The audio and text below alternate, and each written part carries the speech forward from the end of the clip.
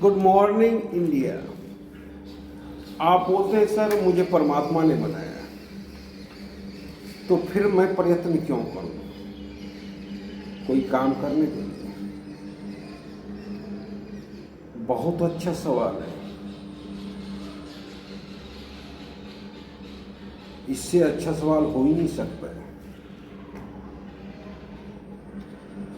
परमात्मा का आदेश है जो हम आपसे बात कर रहे हैं,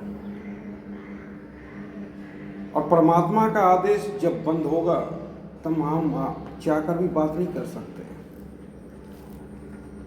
जैसे ही हमारे शरीर से परमात्मा निकलेगा, आत्मा निकल जाएगा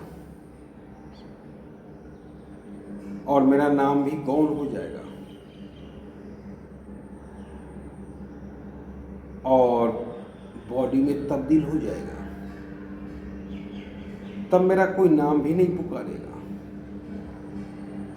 परमात्मा का साथ छूटा कि नाम ही गौण हो गया।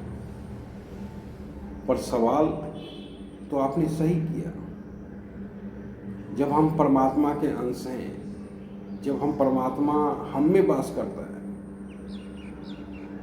तो फिर मैं परमात्मा को क्यों खोजूं? बहुत अच्छा सवाल है। आपका भी पूछना गलत नहीं है। पर इस संसार में भगवान भी जब आए पृथ्वी पर, तो एक सरल मानव बन के आए। प्रभु श्री राम ने इतनी कष्ट सहे, या प्रभु श्री कृष्ण ने, आप सबों ने देखा कि महाभारत या रामायण में कितने कष्ट सहे प्रभु ने, और प्रभु भी इस धरती पे एक मैसेज दिए कि कर्म के थ्रू ही हम परमात्मा तक पहुंच सकते हैं, और कर्म ही एक रास्ता है, दूसरा कोई रास्ता नहीं।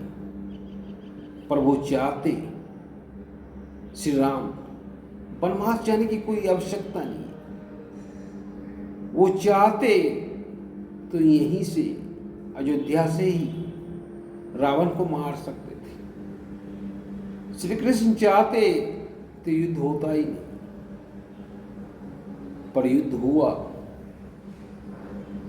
और श्री कृष्ण ने एक छोटी सी भूमिका उस युद्ध में निभाई, अर्जुन के सारथी के रूप में। श्री कृष्ण ने भी महाभारत में कर्म किया। तो परमात्मा को खोजना तो पड़ेगा ही। हम ही में परमात्मा है, ये हम जानते हैं, पर उसे निकालना होगा, अपने आप से बात करना होगा। परमात्मा तो धृतराष्ट्र में भी वास करता था, परमात्मा तो दुर्योधन में भी वास करता था, पर दुर्योधन ने परमात्मा की बात सुन न सकी, धृतराष्ट्र ने परमात्मा की बात सुन न सकी। तो परमात्मा के बिना तो आत्मा है ही नहीं। जब जीवन है तो परमात्मा है। पेड़ पौधे पशु पक्षी सब में परमात्मा है, पर इसे खोजना भी पड़ता है। परमात्मा हर किसी का रास्ता तय करता है, उद्देश्य तय करता है। आप किस उद्देश्य के लिए इस पृथ्वी पे आए हो? अर्जुन युद्ध से भागना चाह रहा था। अर्जुन प्रभु से कहते हैं, हे सखे, क्या मैं भाई को मार के, चाचा को मार के, गुरुदेव को मार के, भीष्म पितामह को मार के अगर गद्दी भी हासिल करूं, तो उस गद्दी पर सुकून से रह सकूंगा? क्या मेरे भाई का याद नहीं आएगा? तो श्री कृष्ण कहते हैं, अगर तू ब्राह्मण रहता तो युद्ध से भागने का रास्ता था, पर तुम क्षत्रिय हो और इसीलिए भागने का रास्ता नहीं है। अगर तुम युद्ध करोगे कोई जरूरी नहीं है कि तुम युद्ध में जीत जाओगे, पर तेरी पराजय में भी जय जयकार होगी, और अगर जीत लिए तो उसमें तो होगी ही जय जयकार। पर अगर तुम युद्ध से भागे तो चारों तरफ तेरी निंदा होगी, चारों तरफ जग हंसाई होगा, क्योंकि तुम क्षत्रिय हो। तो तुम जो हो अपना कार्य करो, और तो कुछ हम विशेष बोल नहीं रहे हैं, और आपका कार्य है युद्ध करना। तो अगर आप विद्यार्थी हैं तो स्टडी कीजिए, अगर आप कृषक हैं तो खेती कीजिए, अगर आप सन्यासी हैं तो साधना कीजिए, अगर आप क्रिकेट खेलते हैं तो क्रिकेट खेलिए, अगर आप लीडरशिप करते हैं तो लीडरशिप कीजिए, अगर आप बिजनेसमैन हैं तो बिजनेस कीजिए।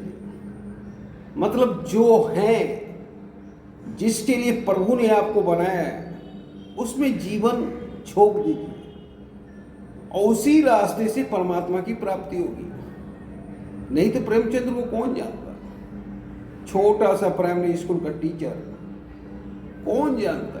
ढेर सारे टीचर आए गए, पर प्रेमचंद आज भी जिंदा है हम लोगों के बीच। जब तक हिंदी साहित्य जीवित रहेगा तब तक प्रेमचंद को कोई भुला नहीं सकता, क्योंकि उसने साहित्य की साधना की। तो रास्ता ही तय करता है परमात्मा के मार्ग, और परमात्मा ने हर आदमी के लिए